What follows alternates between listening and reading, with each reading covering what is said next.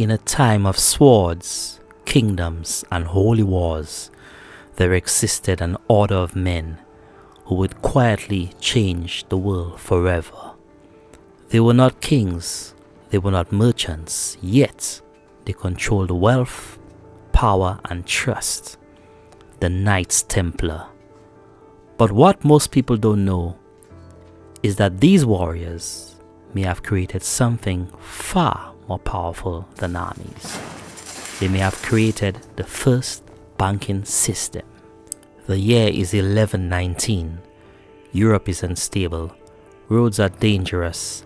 Bandits wait in the shadows.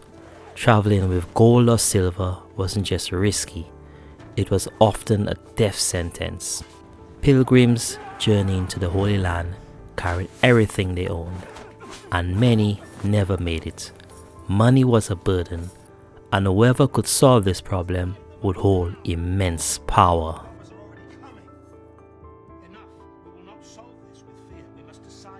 The Brotherhood. Their mission seemed simple: protect pilgrims traveling to Jerusalem. But they were different. Disciplined, organized, trusted. They answered only to the Pope, not to kings, and over time, they gained something more valuable than weapons. They gained trust. The defense of the city must be absolute, for the faith relies on your strength. We shall hold the line, Holy Father, with our lives if necessary.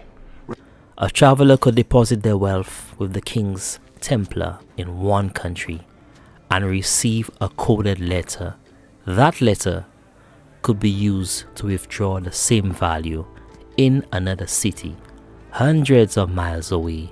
No goal, no risk, just trust and a system. This was something the world had never seen before. The first banking system. The Templars began building a network, temples across Europe and the Middle East, each one connected, each one secure. The coded documents were protected by secrecy. Only members of the order could read them. It worked.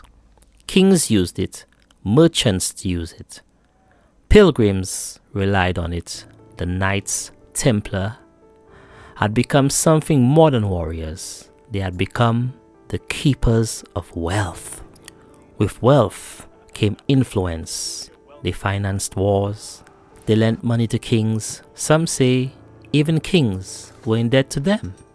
Imagine that. An order of monks and warriors holding financial power over entire kingdoms. They were no longer just protectors. They were a system, and that system was growing stronger. But power attracts attention, and attention brings fear. King Philip IV of France was deeply in debt to the Templars, and instead of repaying it, he made a move that would shock history. On Friday the 13th, 1307, the Knights Templar were arrested, accused, tortured, destroyed, the order officially dissolved, and so it seemed. But here's the question: did the system disappear, or did it evolve? Today, we may deposit money in one place and access it anywhere in the world. No goal, no risk, just numbers and trust. Sound familiar? The Knights Templar may be gone, but their idea may still be running the world. If history has taught us anything, it's that the most powerful systems are often the ones we don't fully see. But here's where things get even more interesting, because the system the Knights Templars created wasn't just about safety, it was about control. For in the first time in history, money was no longer something you had to physically hold. It became something you could trust a system with, and once that happened, power shifted. Not to the strongest armies, but to those who control the system itself. Fast forward to today, we don't carry gold, we don't even carry cash.